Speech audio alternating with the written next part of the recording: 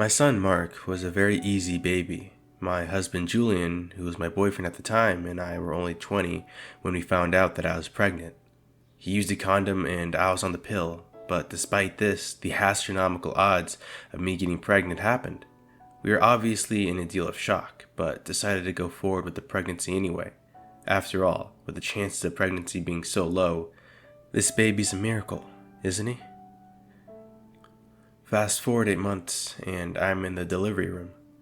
A bit earlier than most babies, but the doctor assured me that a month early wasn't anything to get in a fuss about. After 37 hours of pain and labor, my son popped out. He was a beautiful 6-pound, 8-ounce bundle. But the strange thing was, he didn't cry. The doctors and nurses were concerned at first, but after checking his airway and seeing that everything was fine, they just wrote it off as one of those rare instances of a quiet baby. Little did I know that he'd be a quiet baby his whole life. Mark hardly ever cried. In fact, he didn't even cry to tell me when he was hungry. From birth until he was old enough to talk, I had to set up a timer on my phone to let me know when it was feeding time again. And as for the diaper changes, well, we didn't have to worry about those for too long. As soon as Mark had enough physical strength to start walking, around 10 months old, he'd marched himself into the potty. It sounds far-fetched, I know, but honest to God, it happened, and we supposed it made sense. Mark always had an aversion to using diapers. I can still remember the day we came back from the hospital, and my husband was trying to change Mark's diaper. Babe, my husband called warily. I hummed to him, preoccupied with setting up the baby's clothes. He hasn't gone, Julian stated confusedly. I turned to his direction. What? Surely he didn't mean what I thought. What do you mean he hasn't gone? He's dry. I was a bit worried about this, so I called up the doctor who delivered Mark and asked for his help. He told me that perhaps the baby was just dehydrated and that I should feed him more often until he could set up a time to see Mark tomorrow. I felt awful hanging up the phone without proper assurance that Mark would be fine, but I suppose the doctor was right, and it was about time to feed the baby anyway. I took the doctor's advice and gave him a bottle right then and there.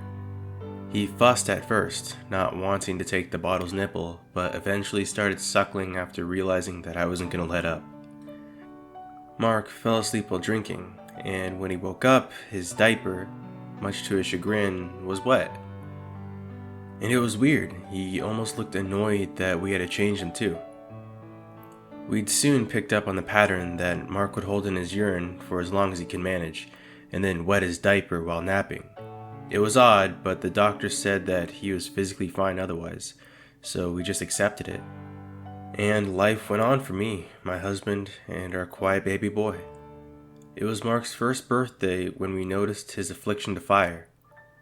We had put one small candle on his cupcake, and after lighting it, Mark covered his eyes. He didn't cry, no, Mark never cried, but instead he covered his eyes and started shaking his head and repeating, "No," over and over. Julian and I exchanged looks of concern before blowing out Mark's candle and cooing to him. "It's all right, baby, it's gone," I assured. Mark slowly lifted his hands from his eyes and looked up to us. His eyes were glossy, like there may have been tears present, but none fell. We scooped him up and hugged him. "No more candles, okay?" He squeezed me back, and I took it as an okay. And everything else about that day went fine. He happily opened his gifts, a small boy rabbit and a Lego set, smiling and thanking us in his tiny, lisp-cased voice. His speech was remarkable for his age. Well, everything about Mark was remarkable, really. All of our friends were jealous when they started having babies.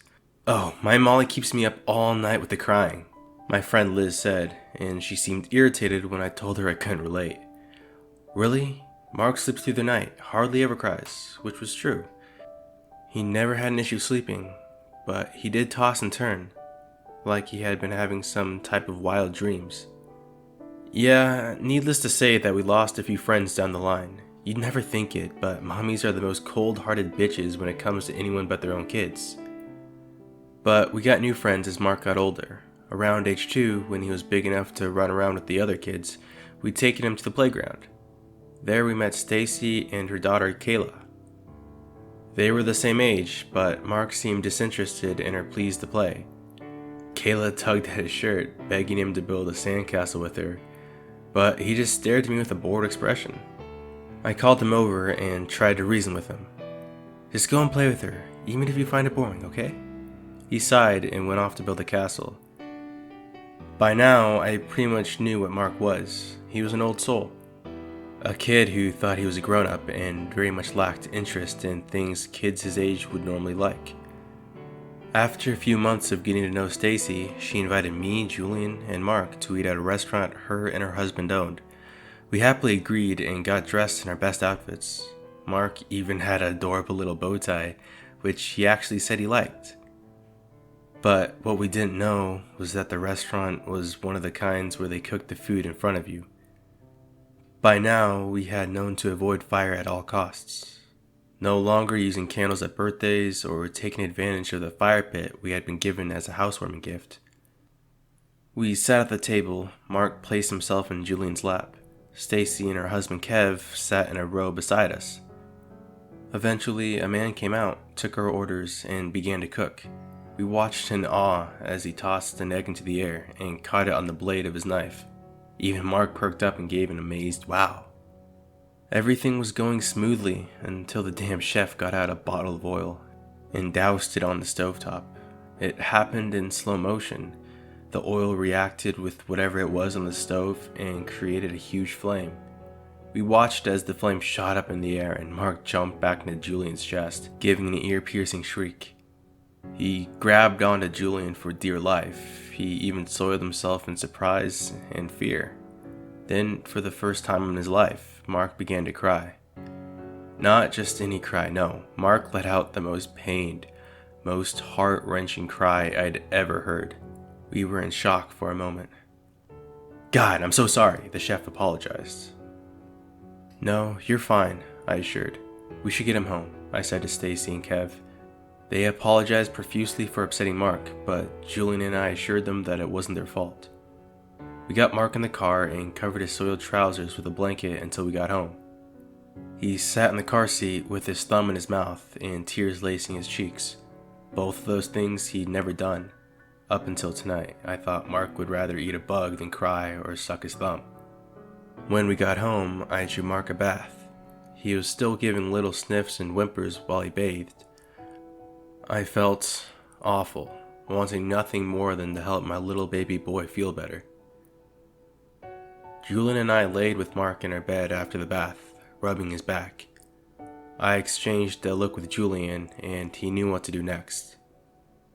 In the car, we had a quiet conversation about talking to Mark about his fear of the fire.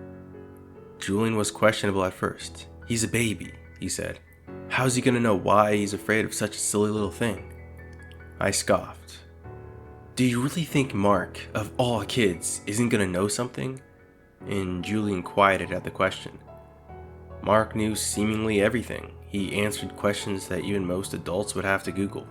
Despite being so young, he was wise way beyond his years.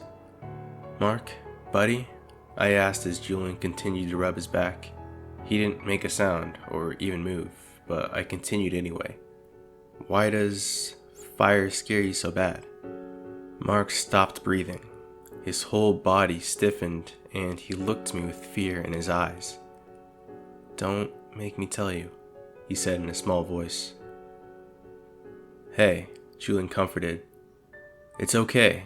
We won't be angry or anything. Mark looked to him and back to me. Really? He asked, tears now falling down his face. Really, I confirmed. There's nothing you can say that can ever make mommy or daddy angry, okay? Mark looked assured, but still tense. He took a breath, probably for confidence, and shakily told us his story.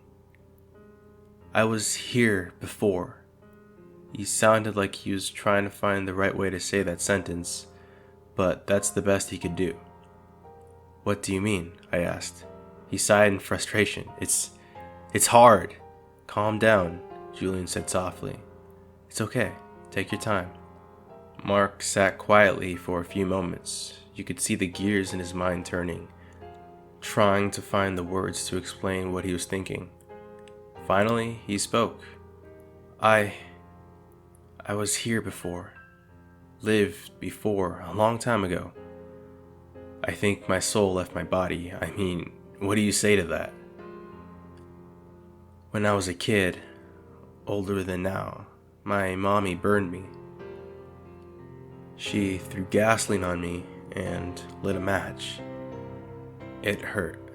Mommy, it hurt so bad. My skin boiled and fell on the floor and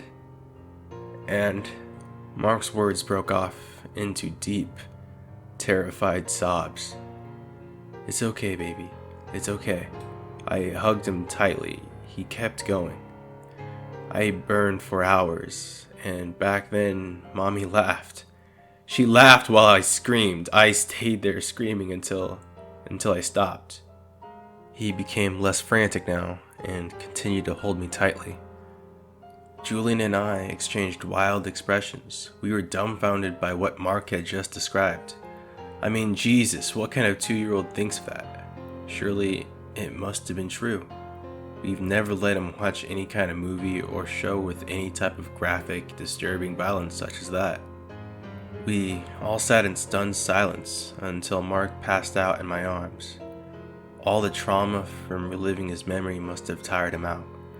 Julian and I tried to rationalize what we'd just been told, but we just couldn't. And even now, 10 years after the fact, we don't know if Mark's story was just that, or if it was real. He's 12 now and doesn't remember what he'd once told us. But even after all these years, he's still afraid of fire.